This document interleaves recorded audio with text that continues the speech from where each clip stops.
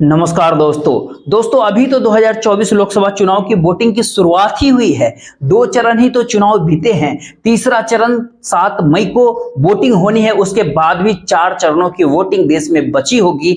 लेकिन तीसरे चरण तक पहुंचते पहुंचते मौजूदा सत्ता अगर हाफने लगी तो इस भारत देश के भीतर चुनाव प्रचार अगर भारत देश की राजनीतिक व्यवस्था को बदलने की दिशा में आगे बढ़ने लगा है तो इस भारत देश के भीतर वोटरों के सवाल और वोटरों के भीतर का गुस्सा अगर सड़कों पर दिखाई देने लगा है, अगर ऐसे में सत्ता को यह महसूस होने लगा है कि उसके नीचे से राजनीतिक जमीन खिसक रही है, तब ऐसे में सोचिए क्या कुछ हो सकता है।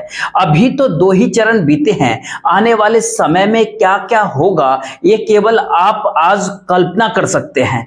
ऐसी कौन सी परिस्थिति इस भारत देश के भीतर में आ चुकी है जहां पर राजनीतिक दलों को ऐसा लगने लगा कि अब चुनाव प्रचार अगर और तीखा होगा तो सत्ता बदल सकती है।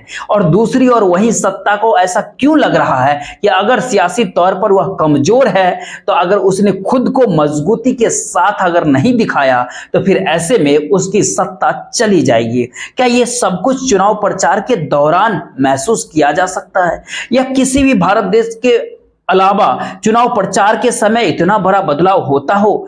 भारत में भी ऐसा कभी नहीं हुआ। सामान्य तौर पर चुनाव के ऐलान के ठीक बाद सत्ता अपनी उपलब्धियों को बताती है और विपक्ष उस पर निशाना साधता है या फिर आने वाले समय में दोनों अपने विजन को रखते हैं। क्योंकि आप ध्यान दीजिएगा 15 मार्च 2024 इसी साल जब चुनाव का ऐलान हुआ नहीं था, उस समय तक भारत देश की क्या परिस्थिति थी? नरेंद्र मोदी सरकार 400 पार के नारे लगा रही थी। सांसदों के साथ बैठक करते हुए प्रधानमंत्री नरेंद्र मोदी अपने सांसदों को बताते थे कि गांव-गांव पहुंचिए, कहिए कि हमारी उपलब्धियां कितनी बड़ी है, कितनी बड़ी संख्या में हमने योजनाओं को इस भारत देश के सामने रखा है। और बताइए कि 23 साल से प्रधानमंत्री नरेंद्र मोदी इससे पहले मुख्यमंत्री भी थे, यानी 17 के 23 वर्ष में उनके एक दाग तक नहीं है। बताइए कितने ईमानदार हैं वो। और इसके साथ यह भी बताइए कि इतना ज्यादा लाभ, कितनी बड़ी सुविधा और कितनी सारी राहत रियायत मोदी सरकार के कार्यकाल में इस भारत देश के गांव वालों को मिले, शहर वालों को मिला। सब कुछ बताइए। उस समय 400 पार का नारा कितना आसान लगने लगा था, लेकिन जैसे ही देश में चुनाव प्रचार की शुरुआत हुई, ऐसा क्या कुछ हो गया कि राजनीतिक तौर पर सत्ता के तेवर कड़े हो गए। ऐसा क्या हो गया कि राहुल गांधी ने विपक्ष के प्रचार की जब कमान संभाली तो उन्होंने राजनीतिक तौर पर, सियासी तौर पर इस भारत देश के मौजूदा राजनीतिक व्यवस्था को ही कटघरे में लाकर खड़ा कर दिया। ऐसी कौन सी परिस्थिति इससे पहले कभी भी नहीं थी? क्या सच में यह कल्पना की जा सकती है कि जिन सारे बातों का जिक्र इस भारत देश के भीतर बुद्धिजीवियों के बीच ड्राइंग रूम में बैठ करके बहसों में होता था, उन बातों का जिक्र खुले तौर पर सार्वजनिक मंचों से होने लगे? जिन सारे बातों का जिक्र इस भारत देश के तमाम चुनावी विश्लेषक करते थे कि दरअसल इस भारत देश की सामाजिक आर्थिक परिस्थितियां क्या है, खुले तौर पर उसका ऐलान सार्वजनिक मंचों के जरिए चुनाव प्रचार में होने लगे।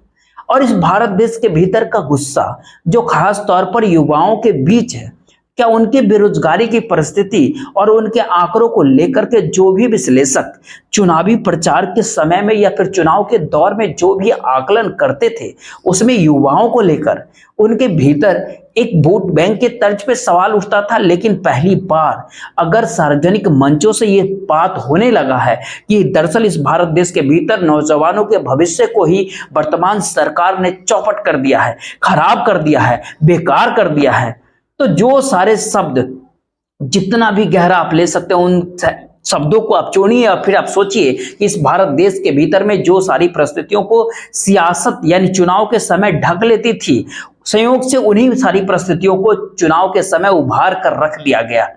और शायद 2024 के लोकसभा चुनाव के मद्देनजर राहुल गांधी अब एक तरफ ये बात कहने से नहीं चूक रहे कि दरअसल देश की जनता पहली बार किसानों की सरकार चुने, गरीबों की सरकार चुने, नौजवानों की सरकार चुने, क्योंकि मौजूदा सत्ता सरकार रईसों की है। क्या ऐसी सोच इस भारत देश के भीतर जब वामपंथी राजनीति थी तब क्या उससे हट करके क्या कुछ नहीं कभी कोई सोचा था ऐसा? और कांग्रेस इस दिशा में आगे जाएगी यह भी किसी ने सोचा नहीं।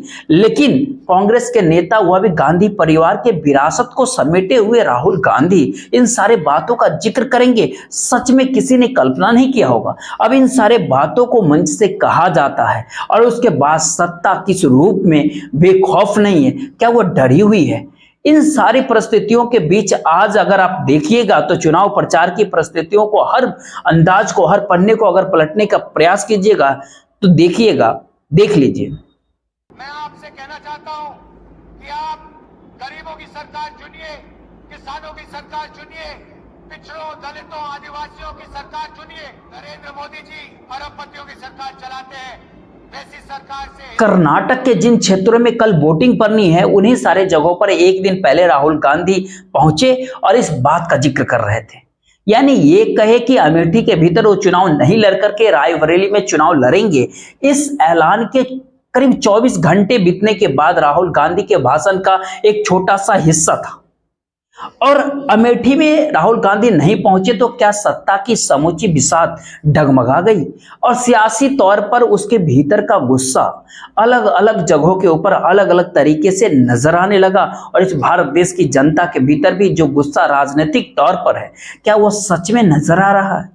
हरियाणा के भीतर करीब करीब 6 जगहों के ऊपर, पंजाब के भीतर करीब करीब 9 जगहों पर, महाराष्ट्र के भीतर करीब करीब 2 दर्जन जगहों के ऊपर, और तो और उससे पहले शुरुआत में अगर देखिएगा तो पश्चिमी उत्तर प्रदेश के भीतर भी कमोबेश भाजपा नेताओं को गांव से खदेड़ा गया। कई गांव ने बाइकआउट का ऐलान कर दिया।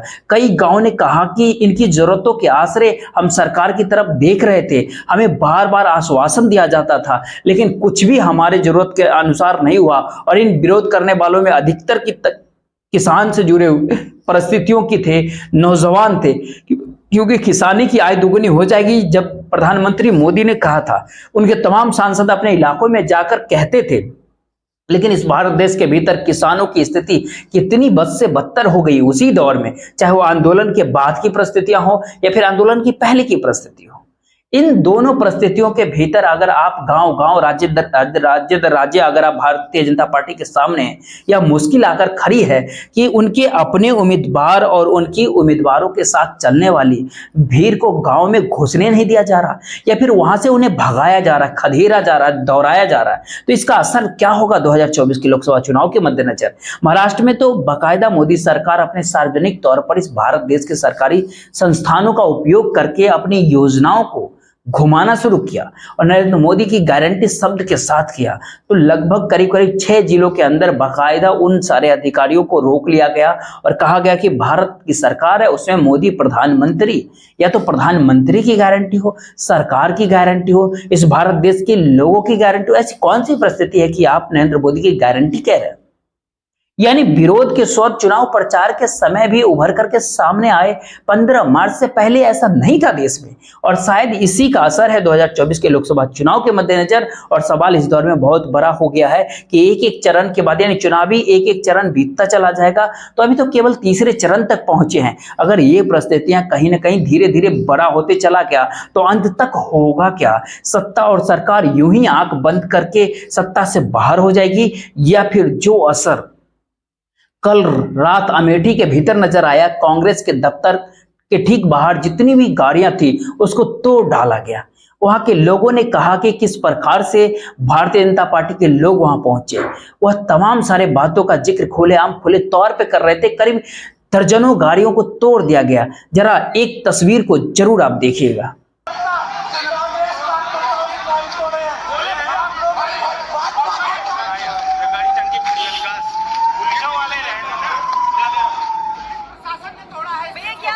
प्रशासन के मौजूदगी में तोड़ा गया है। क्या हुआ है? क्या हुआ है? ये डेमोक्रेसी पर हमला है, स्मृति की बौखलाहट है। कांग्रेस कार्यालय में बाहर खड़ी गाड़ियों को तोड़ा जा रहा है। ये लोकतंत्र है? राजीव जी के जमाने में कभी ये नहीं हुआ। सोनिया जी चुन के गई, राहुल जी चुन के गए, कभी आप देखिए, गिनती करिए, 1 2 3 4 गाड़ियां, 15 गाड़ियां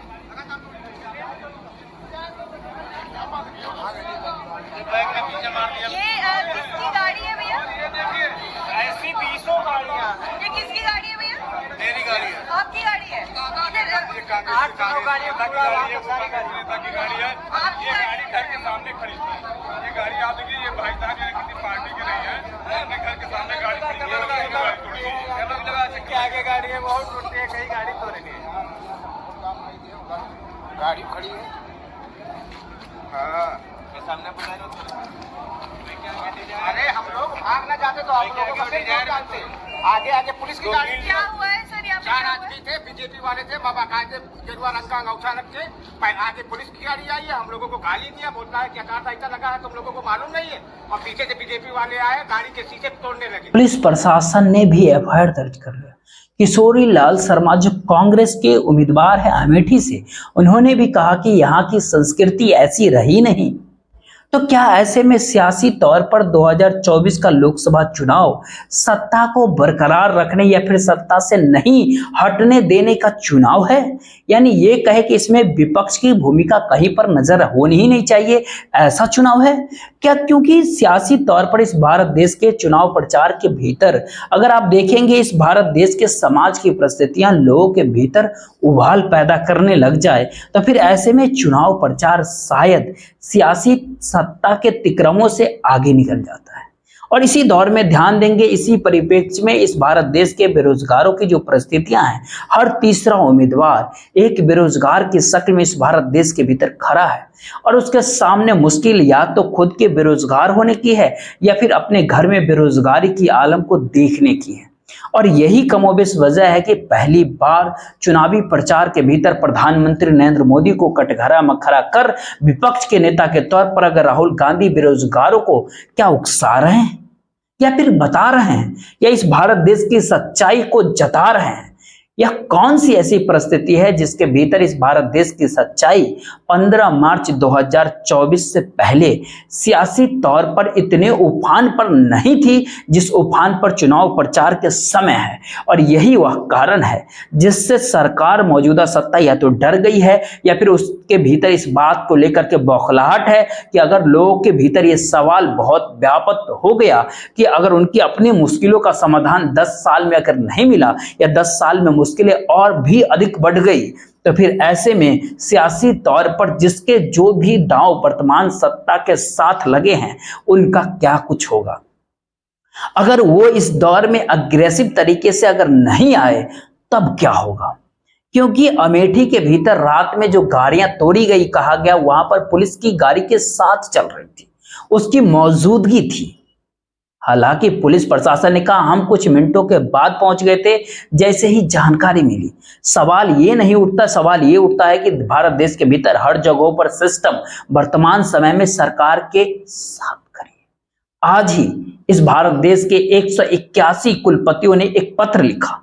उन्होंने कहा कि राहुल गांधी जो आरोप लगा रहे हैं कि इस भारत देश में यूनिवर्सिटी में वाइस चांसलर आरएसएस के कार्यालय या बाकी कार्यालयों से, समझ रहे हैं ना, लेकिन दिल्ली यूनिवर्सिटी तक में, यानी देश के सबसे प्रीमियम यूनिवर्सिटी के तौर पे दिल्ली यूनिवर्सिटी जो बीते दिन जब प्रोफेसर तक को नियुक्ति की जा रही थी तो उनके दरवाजे खोलते थे आरएसएस के दरवाजे की बीच, और इस बात की खुली चर्चा रही कि मिठाई का डब्बा लेकर जाना है। यानी एजुकेशन को भी अपने हाथ में लेने के तरीके विचारधारा के नहीं है, ये दरअसल करप्शन का एक हिस्सा है।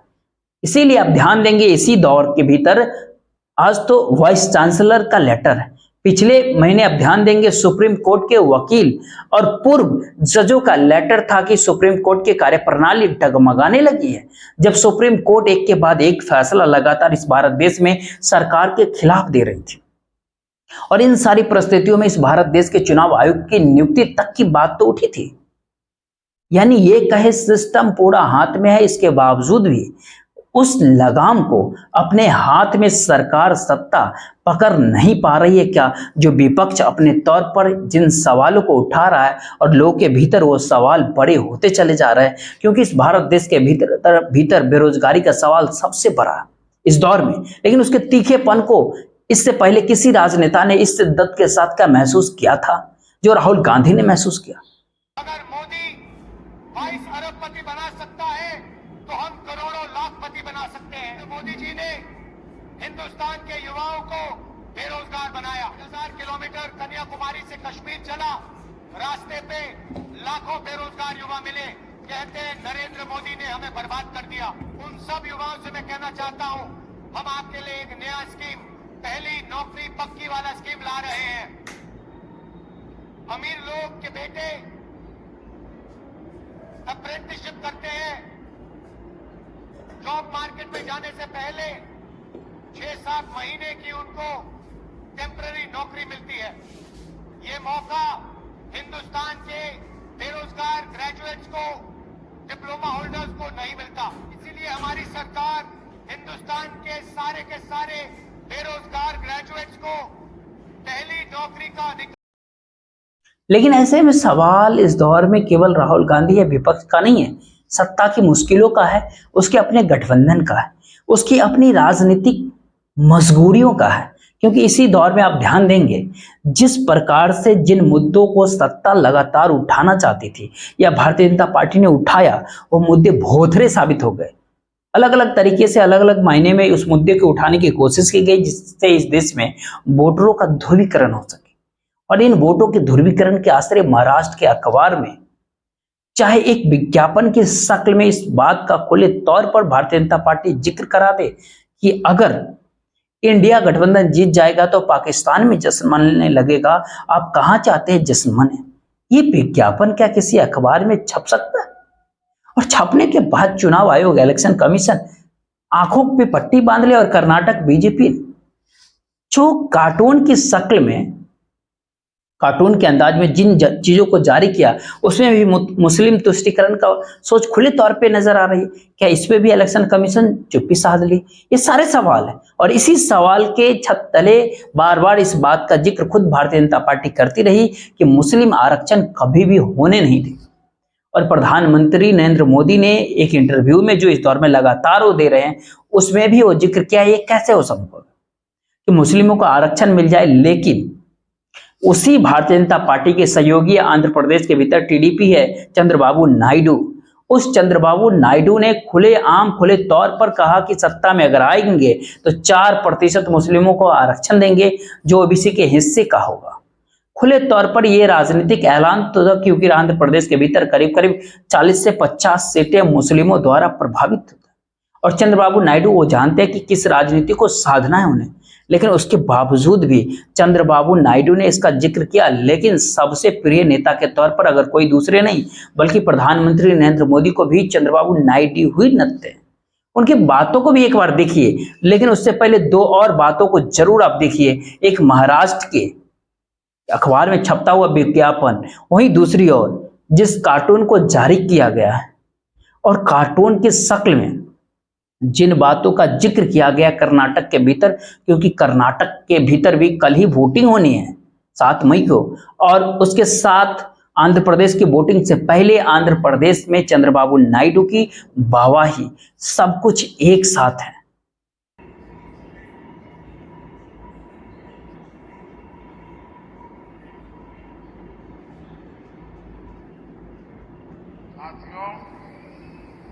जब चंद्रबाबू जी की सरकार थी तभी राज्य विकास के टॉप पर था, लेकिन वाईएसआर कांग्रेस ने यहां विकास की गाड़ी को पटरी से उतार दिया। जनता के हित में काम करने के बजाय इस सरकार ने तो उल्टा आंध्र प्रदेश को ही भारी कर्ज में डुबो दिया। इसलिए देश हो या प्रदेश, आज विकास का एक ही गारंटी है और वो गारंटी है एनडीए। तो नरेंद्र मोदी नहीं बल्कि एनडीए की गारंटी, यानी दिल्ली से चली हुई सत्ता आंध्र प्रदेश तक पहुंचते पहुंचते मोदी की गारंटी के शब्द भी भूल गए और भाषण में वो एनडीए की गारंटी का जिक्र करने लगे। क्यों? क्योंकि आंध्र प्रदेश के भीतर एक भी सीट पिछली बार भारतीय जनता पार्टी को नहीं मिली थी, और सियासी तौर पर भारतीय जनता पार्टी की जमीन आंध्र प्रदेश में है ही नहीं। लेकिन प्रधानमंत्री नरेंद्र मोदी तो देश के हैं, और नारे भी प्रधानमंत्री अपने तौर पे लगाए, मोदी की गारंटी, यही सब तो लगातार गूंजते रहे। लेकिन आंध्र प्रदेश पहुंच करके नरेंद्र मोदी जब वो एनडीए की गारंटी कहते हैं तो कई सारे सवाल हर जहन में उभरने लगते हैं। पहला ये कि उनकी मजबूरी है सत्ता में बने रहना, क्योंकि जितने भी बड़े बड़े लोगों के दाव प्रधानमंत्री नरेंद्र मोदी के साथ जुड़े हैं उसमें पूरे के पूरे कॉर्पोरेट की लिस्ट है। उसमें इस भारत देश की नौकरशाही है। तमाम बड़े संस्थानों को संभाले हुए बड़े बड़े कद्दावर नौकरशाह है, बड़े बड़े उद्योगपति हैं। इस देश में मीडिया है, इस देश के भीतर पूंजी को संभाले हुए एक रईस तबका है। इस देश को छोड़कर भाग चुका, कर्ज लेकर भाग चुका, जो एनपीए के शक्ल में जिसकी माफी खुद प्रधानमंत्री नरेंद्र मोदी ने की, वह तमाम सारे लोग हैं। तो कोई भी इस दौर में नहीं चाहेगा कि इस दौर में प्रधानमंत्री नरेंद्र मोदी की सत्ता हैट्रिक ना मारे। और कोई शायद यही कारण है कि जगह जगह समझौता दर समझौता करना पड़ रहा है। केवल नरेंद्र मोदी की गारंटी शब्द से फिसल कर एनडीए की गारंटी तक आना ही नहीं, बल्कि कांग्रेस कहे मुस्लिम आरक्षण तो देश के खिलाफ है, लेकिन चंद्रबाबू नायडू खुले तौर पर अपने राज्य में जब ये कह चुके हैं कि 4% आरक्षण मुस्लिमों को दिया जाएगा, तो फिर वह बर्दाश्त है उनको। यह एक ऐसी राजनीतिक परिस्थिति है जिसके दायरे में सत्ता में बने रहने के लिए क्या सच में भारतीय जनता पार्टी उलझ चुकी है? क्योंकि हर उसका एक चाल कमोबेश तो आप देखिएगा तो अब डगमगा रहा है। एक चाल उसने पश्चिमी उत्तर प्रदेश को लेकर के भी चला, और यह बात को माना कि आरएलडी अगर साथ आ जाएगा तो जाट वोट बैंक हो या फिर किसानों का वोट हो, वो सब कुछ साथ में आकर के उनके साथ खड़ा हो जाएगा और उन्हें जीत मिल जाएगी।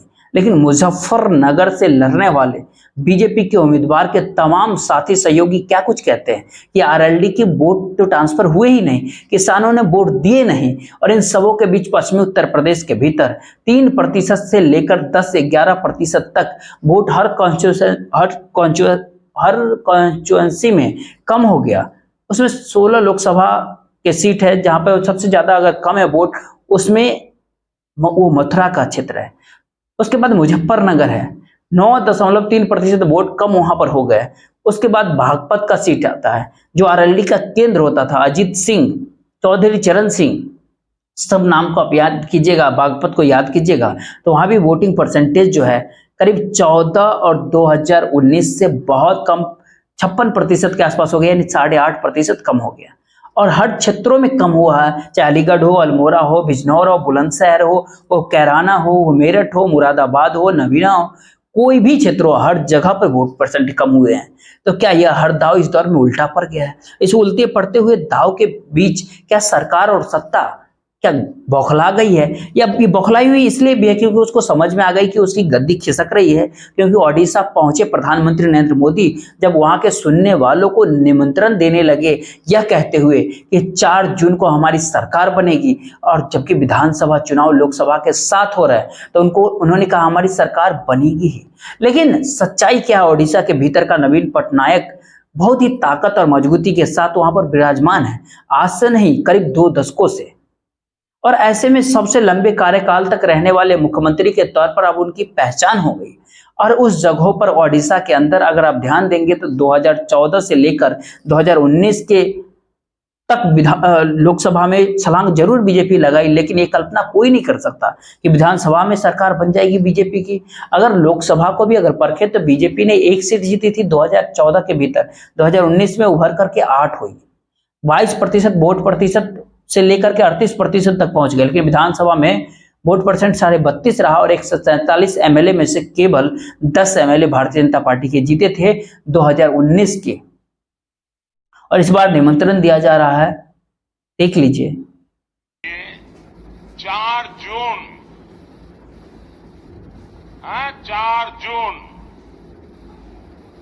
4 जून को बीजेडी सरकार की एक्सपायरी डेट है।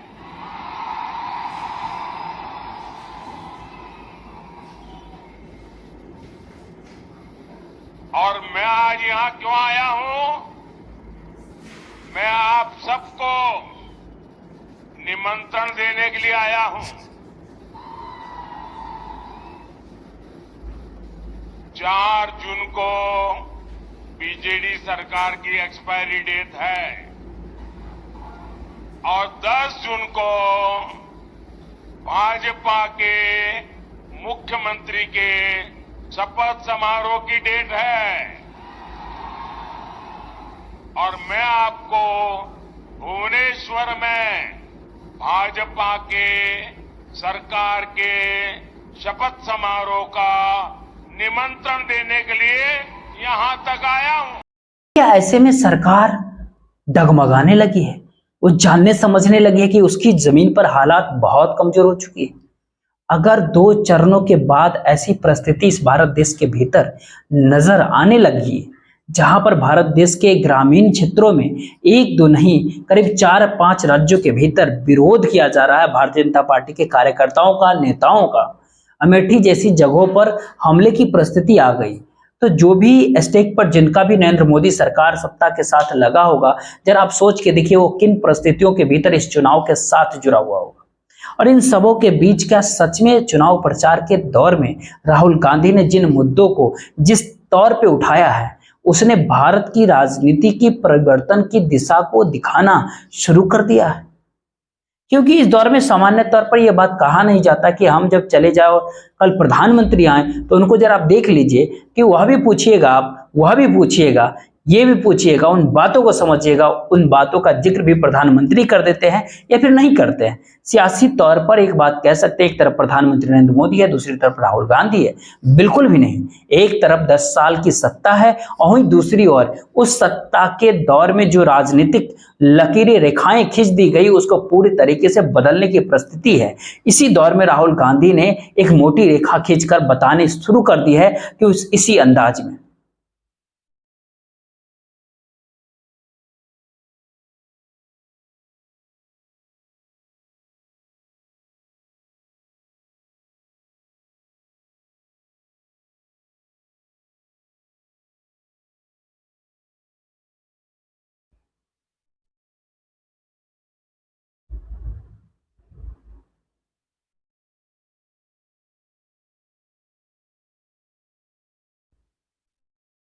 देश की जनता या वोटर अपनी प्रतिक्रिया तो दे देगी इस चुनाव के बीच में, लेकिन धीरे धीरे करके चुनाव के तेवर और कड़े होते जा रहे हैं। वजह उसकी एक ही है कि इस भारत देश के भीतर में जिसके पास जो भी ताकत है, वो ताकत पाया हुआ व्यक्ति वर्तमान समय में सरकार के साथ खड़ा है और वह कभी भी नहीं चाहेगा कि उसकी ताकत को खत्म हो जाए या फिर इस दौर में इस भारत देश के भीतर चुनाव के जरिए सत्ता कहीं पलट जाए।